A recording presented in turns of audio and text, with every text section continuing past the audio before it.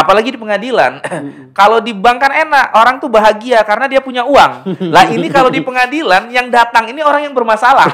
Gitu kan. Orang yang bermasalah, pikirannya ruwet dan kalau tidak dilayani dengan baik, dengan ramah kan meledak bisa di pengadilan. Nah, ini memang sebenarnya membutuhkan perhatian dan pelayanan khusus di pengadilan.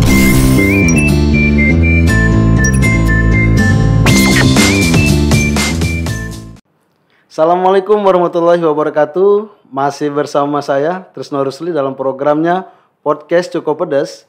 Podcastnya Palpers Official yang bisa kalian saksikan di YouTube channel. Dan pada episode kali ini studio Palpers Official kedatangan seorang tamu istimewa sekali. Seorang pemutus perkara di bidang keagamaan sebagai boleh dikatakan, bukan boleh dikatakan, memang sebagai hakim di pengadilan agama. Dan inilah langsung saja kita sambut Kakanda Hakim Ahmad Fikri Oslami SHI-MH sebagai Ketua Pengadilan Agama Pangkalan Balai. Assalamualaikum warahmatullahi wabarakatuh, Kakanda. Waalaikumsalam warahmatullahi wabarakatuh, Dinda. Jadi kalau di pengadilan itu kan yang mulia hakim, kalau di sini boleh dong manggil Kakanda hakim. Oh iya, Kakanda aja biar lebih santai. Tapi ambil hakimnya tetap dong. Kakanda hakim. Nah, jadi mungkin untuk tema episode kita hari ini, jadi Dinda nih pernah melihat beberapa masyarakat yang masih kebingungan nih.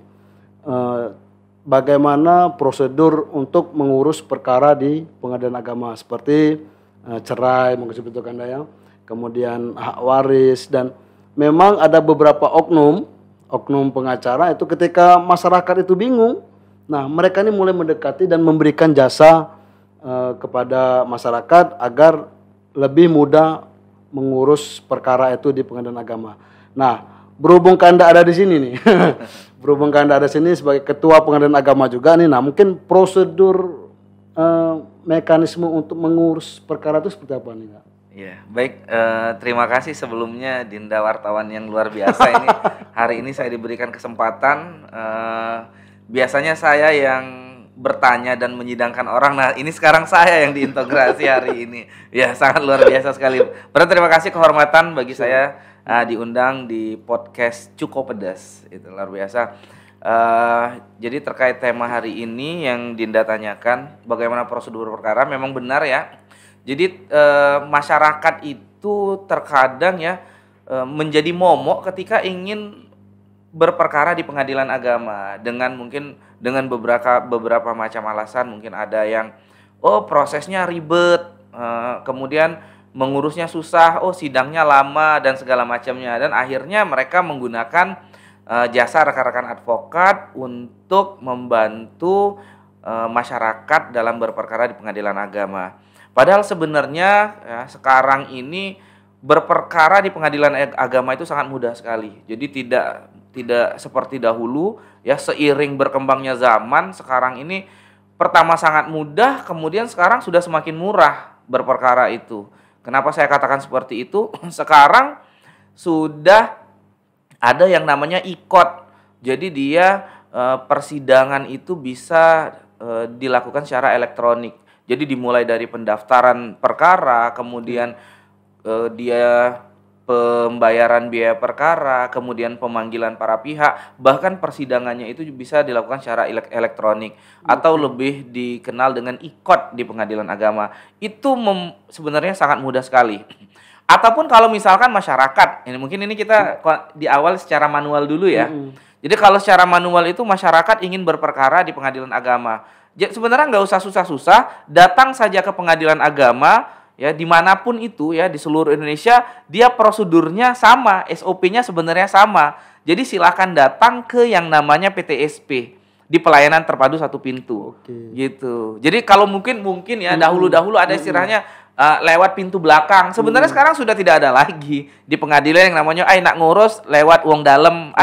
Iya kan, mau ngurus lewat pintu belakang. Nggak ada lagi istilah-istilah seperti Jadi itu. seluruh pengadilan agama itu sekarang sudah ada pintu terpadu tadi ya? Iya, betul. Jadi dia namanya PTSP, pelayanan terpadu satu pintu. Semua proses pelayanan itu hanya dilakukan di PTSP. Jadi tidak boleh lagi dia nemuin si A, nemuin si B, nggak ada lagi istilah seperti itu.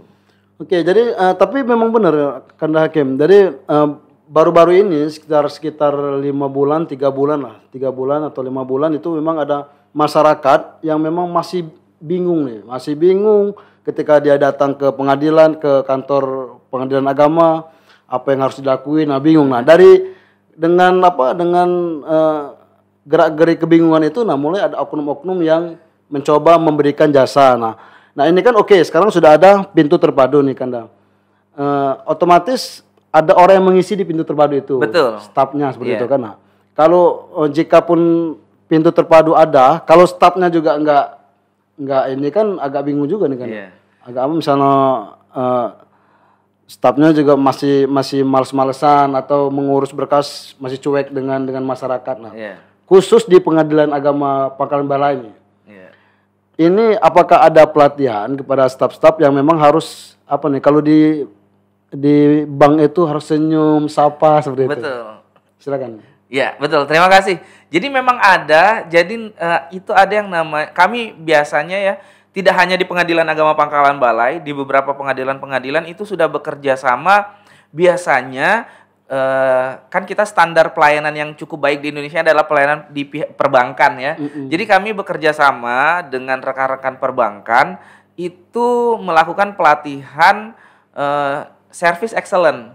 Jadi kami datangkan pihak perbankan. Jadi bagaimana sebenarnya ketika para pegawai kami itu menghadapi masyarakat, itu bagaimana cara bersikap, kemudian cara berbicaranya seperti apa. Apalagi di pengadilan, kalau di bank kan enak, orang tuh bahagia karena dia punya uang. Lah ini kalau di pengadilan yang datang ini orang yang bermasalah, gitu kan? Orang yang bermasalah, pikirannya ruwet, dan kalau tidak dilayani dengan baik, dengan ramah kan meledak bisa di pengadilan. Nah ini memang sebenarnya membutuhkan perhatian dan pelayanan khusus di pengadilan. Jadi kami biasanya gitu bekerja sama dengan rekan-rekan di perbankan untuk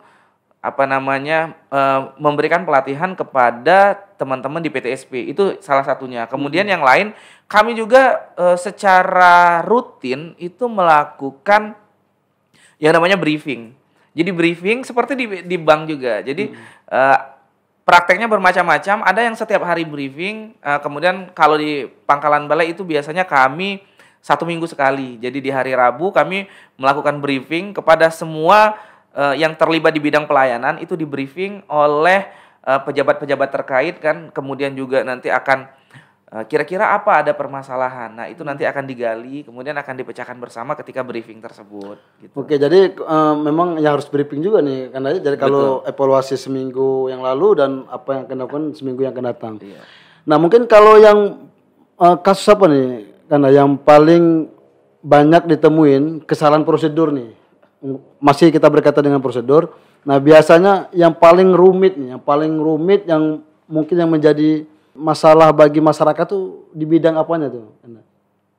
Ya, kalau sekarang mungkin sudah semakin lebih bagus ya. Pertama misalkan masyarakat ingin mendaftar, masyarakat nggak ngerti, nanti di PTSP itu ada yang namanya loket layanan informasi. Jadi datang aja ke layanan informasi, kemudian tanya apa saja informasinya. Oh, mau mengajukan gugatan atau permohonan itu syaratnya apa saja. Nah, nanti akan diberikan. Jadi, syaratnya ini. Oh, mengajukan gugatan cerai syaratnya ini. Jadi di layanan informasi. Kemudian kalau ini kan di pengadilan agama kan semuanya adalah perkara perdata, maka dia harus mengajukan surat gugatan atau permohonan. Nah, ini masyarakat yang nggak ngerti bagaimana bentuk gugatan dan permohonan. Nah, sekarang di setiap pengadilan itu ada yang namanya pos bantuan hukum. Jadi setiap tahun pengadilan itu dia akan bekerja sama dengan lembaga bantuan hukum untuk melayani masyarakat-masyarakat pertama masyarakat yang tidak mampu atau masyarakat yang tidak mempunyai akses untuk mengetahui hukum ya. Contohnya, gimana proses bercerai. Nah, itu bisa dilayani oleh Posbakum. Tiap pengadilan ada. Nanti petugas meja informasi itu dia akan mengarahkan untuk membuat gugatan atau permohonannya ke pos bantuan hukum. Dan semuanya gratis. Jadi tidak ada pungutan apapun. Apalagi sekarang sudah transparan semuanya. Kalau ada pungutan liar, wah sudah, adukan saja ke mana saja kan. Iya, diviralkan melalui medsos pun bisa. Iya, sekarang nggak bisa. Pengadilan sudah tidak bisa main-main lagi dalam melayani masyarakat gitu. Nah, ini menarik, pos bantuan hukum. Yeah. Nah, artinya kan kalau masyarakat tahu nih, kalau di seluruh pengadilan agama di seluruh Indonesia nih, Pak Hakim, iya, betul. Itu ada namanya pos bantuan hukum. Jadi bagi masyarakat yang masih bingung mau mengurus, mudah-mudahan janganlah ya. Kalau ini masih bingung mengurus prosedur atau membuat surat-surat segala macam, nah itu bisa mendatangi pos bantuan hukum yang ada di pengadilan agama. Jangan menggunakan jasa-jasa yang lain. Nah, kemudian seperti ini, Pak Hakim, dalam mengurus perkara itu kan biasanya nih ada biaya-biaya perkara juga nih kan, baik itu perceraian, mungkin pembagian harta waris seperti itu. Nah, kalau untuk di pengadilan agama sendiri kondisinya seperti apa tuh untuk biaya perkaranya ini? Ya, baik. Jadi kan kalau berperkara perdata itu ada asas tidak ada biaya, tidak ada perkara. Begitu kan, berbeda dengan pidana. Jadi maksudnya memang para pihak itu harus membayar yang namanya panjar, sebenarnya panjar biaya perkara. Nah, komponen biaya perkara itu dia ada beberapa komponen. Yang pertama dia ada komponen ATK. Kemudian ada komponen biaya pemanggilan, kemudian ada komponen dia redaksi, kemudian ada komponen biaya materai, kemudian ada PNBP, pendapatan negara bukan pajak. Nah, itu setiap tahun itu biaya perkara itu akan di-SK-kan. Jadi ketua pengadilan agama setempat akan mengeluarkan surat keputusan terkait berapa jumlah biaya perkara di pengadilan yang bersangkutan. Gitu kan. Nah, biasanya sama dia untuk biaya proses. Ya, biaya proses itu setiap pengadilan biasanya sama, kisaran antara 50.000 sampai 100.000. Kemudian nanti ada biaya redaksi, materai, kan itu kan kalau materai kan 10.000. Itu biasanya sama, lebih kurang 120.000 atau 130.000 itu biayanya itu mutlak wajib dikeluarkan. Sama setiap pengadilan di seluruh Indonesia. 130.000. Sekitar 100.000 sampai 130.000 ya. Itu hampir sama rata-rata. Yang membedakannya itu biaya panggilan. Kenapa yang membedakan biaya panggilan? Karena panggilan atau yang lebih dikenal dengan biaya radiusnya, radius panggilan. Karena kan tidak semua orang yang berperkara itu berada di alamat yang sama dan aksesnya itu mudah atau terjangkau. Nah, misal kalau di Kota Palembang enak dia. Di Kota Palembang ini kan dia bisa diakses semua dalam satu hari. Itu pihak jurusita atau jurusita pengganti pengadilannya itu langsung bisa memanggil para pihak. Tapi kalau misalkan wilayah Kabupaten Banyuasin yang sangat luas, dia wilayahnya ada perairan, nah itu biayanya akan berbeda, biaya prosesnya itu. Jadi memang itulah yang membedakan. Kadang masyarakat dia bertanya ini, loh kok perkara saya biayanya sekian, perkara si itu kok murah sekali. Nah, begitu. Iya. Kok ada perbedaan?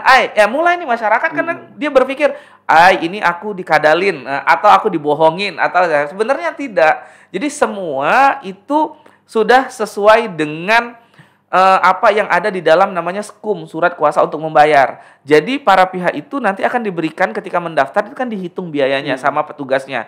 Oh, ini biaya Ibu sekian, ini Ibu bayar namanya panjar biaya. Kira-kira nanti dihitung sama petugasnya. Oh, kira-kira lebih kurang nanti harus dibayar dengan jumlah sekian. Nah, itu yang akan dibayar nanti ditulis jumlahnya itu di dalam kwitansi pembayaran timbang. Jadi sekarang tidak ada lagi di pengadilan itu membayarnya itu membayarnya manual. Sekarang udah cashless. Jadi para pihak itu wajib setor ke bank. Jadi nggak ada lagi nanti orang bilang kalau misalkan membayarnya itu langsung manual, ini yang akan terbuka potensi-potensi ya duit rokok lah, betul, gitu kan. Kalau misalkan biayanya 370 misalkan kan, kadang mau genepin jadi 400 lah. Nah, ini kami menutup menutup ruang-ruang seperti itu. Tidak boleh lagi yang seperti itu. Masyarakat itu sudah ya bebannya sudah luar biasa beratnya. Jangan dia ke pengadilan, dia ingin menyelesaikan masalah, tambah pusing dia dengan prosedur pengadilan yang berbelit-belit, kemudian ada oknum-oknum mungkin mau minta-minta uang. Nah, ini yang kami benar-benar bagaimana ingin melayani masyarakat seperti itu. Oke, baik. Jadi dengan kata lain bahwa setiap pengeluaran yang dikeluarkan oleh masyarakat yang ingin berperkara itu ya memang sudah ada aturannya nih Pak Hakim. Sudah, betul, sudah ada aturannya. Kecuali kalau memang menggunakan jasa tadi. Itu memang di luar dari kesepakatan, yaitu memang kesepakatan antara warga dengan yang advokat ya atau kuasa. Oknum advokat seperti itu. Iya. Jadi namanya biaya perkara itu panjar. Panjar itu kalau kurang ditambah, kalau lebih dikembalikan.